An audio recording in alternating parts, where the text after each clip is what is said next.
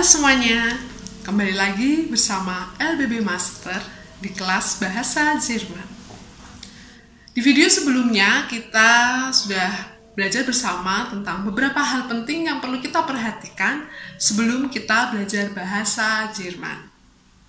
Di sana sempat disinggung bahwa nomina dalam bahasa Jerman itu memiliki gender. Ada 3, maskulin, feminin, dan netral. Nah, bagaimana sih kita bisa menentukan, oh benda ini maskulin, feminin, atau netral? Nah, hari ini kita akan belajar bersama-sama. Sebelumnya, kita perlu memperhatikan beberapa hal tentang nomina dalam bahasa Jerman. Yang pertama, nomina dalam bahasa Jerman, huruf awalnya ditulis dalam huruf besar. Ingat ya, huruf awal nomina ditulis dalam huruf besar. Kemudian yang kedua, nomina dalam bahasa Jerman memiliki genus dan diwakilkan oleh artikel maskulin der, feminin die, neutral das.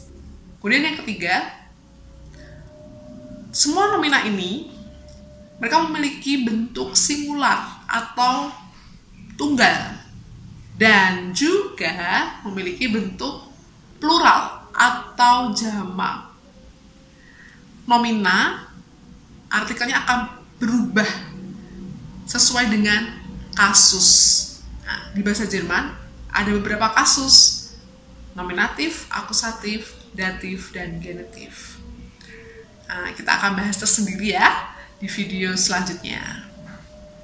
Kemudian setiap nomina ini memiliki bestimmte Artikel dan juga unbestimmte Artikel. Nah, apa itu? Kita akan bahas nanti. Nah, oke, kita akan belajar bersama-sama hari ini menentukan, oh benda ini maskulin, feminin, atau netral. Yang pertama, maskulin, der.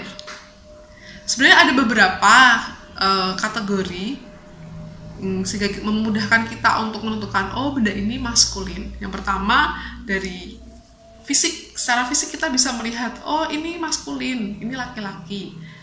Kalau kita lihat misalnya ayah, suami, adik atau kakak laki-laki, saudara laki-laki, paman, kakek, kita bisa lihat secara jelas, oh ini laki-laki, pasti sudah masuk maskulin. Contohnya misalnya tadi ayah, der Vater ya. Kemudian paman, der Onkel, saudara laki-laki, der Bruder. Selain itu ada juga nama-nama musim, masuknya juga maskulin. Contohnya der Sommer, der Winter, itu masuknya maskulin. Kemudian kategori nama-nama bulan, der Januar, der Februar, der März, masuknya maskulin juga. Kemudian ada nama-nama bulan, tadi sudah ya, nama-nama bulan, nama-nama hari, der Montag, der Dienstag, dan lain sebagainya. Kemudian nama arah mata angin. Nah, misalnya der Westen, der Osten, barat, timur. Ada juga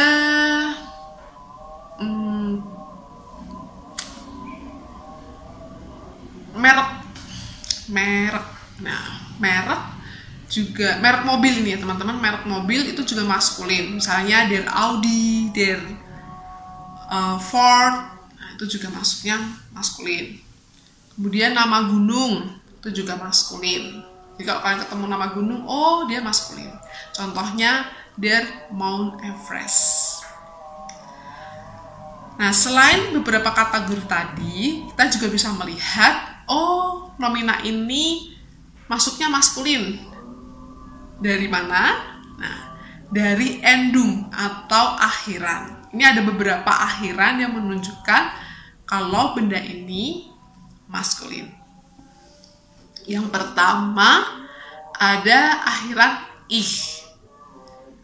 Contohnya der Teppich, artinya karpet.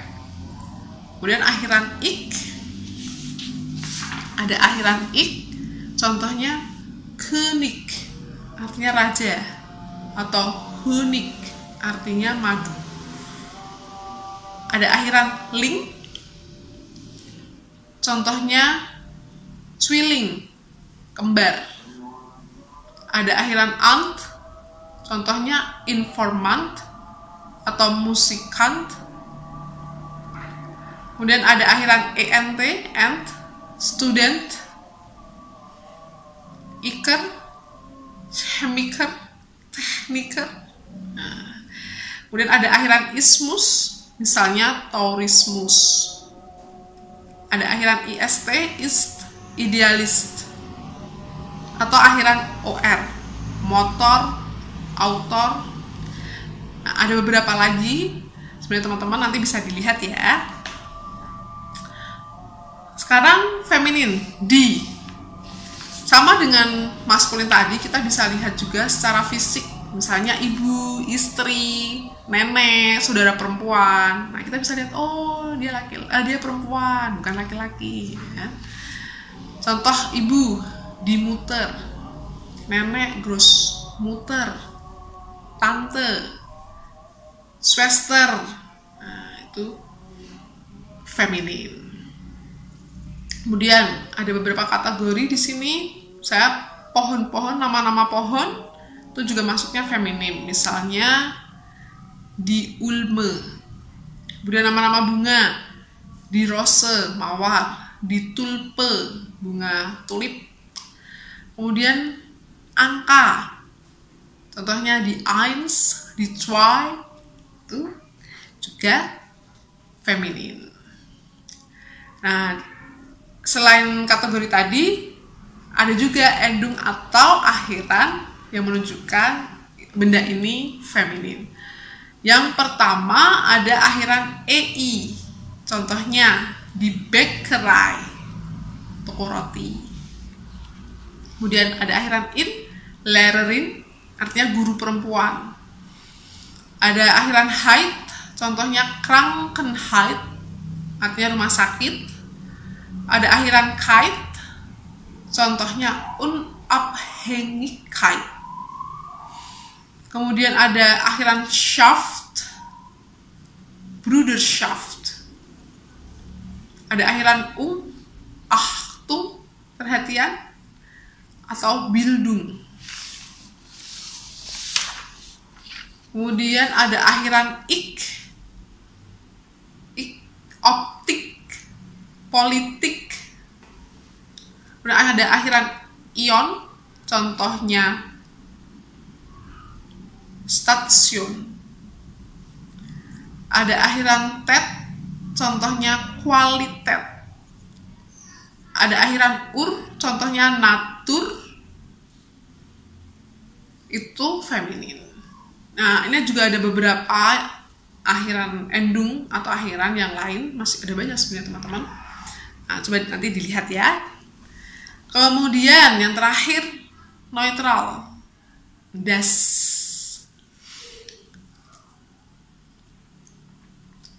Ada kategori metal atau logam. Nah, contohnya das Eisen, besi, atau das Gold, itu neutral. Nah, yang sering kata benda neutral ini, akhiran yang sering banget keluar itu ada sen dan lain. Contohnya das Mädchen, dari gadis kecil. Ada juga contoh lain yang lain, Tischlein, meja kecil, atau Männlein. Ada banyak. Kalau ketemu akhiran sen dan lain, oh berarti dia neutral. Kemudian untuk kategori warna juga pakainya neutral. Das Rot artinya merah, das Blau artinya biru.